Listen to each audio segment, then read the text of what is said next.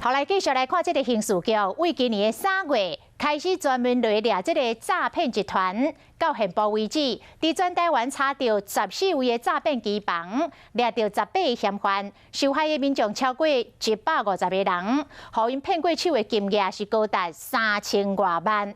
啊！伫即届查缉的过程中，警方来发现，竟然有歹徒把所有的设备拢伫咧一卡大卡的行李箱内底，都卖出是一座刷动式的机房，四界爬走。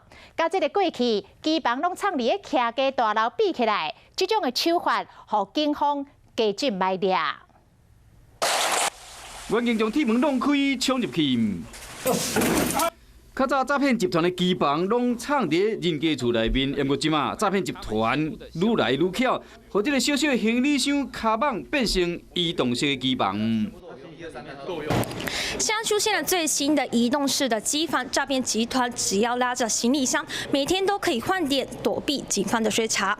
拍开行李箱啊，歹徒将所有的设备拢放伫内底，只要有法度连行动网络都会使去共骗。因过机房拢都要连有线的网络，爱固定到伫人家厝内面，要不即马。这个行李箱，那好处是诈骗集团可以随时移动哦，那也是属于台湾首见。喂，姑姑，你在忙吗？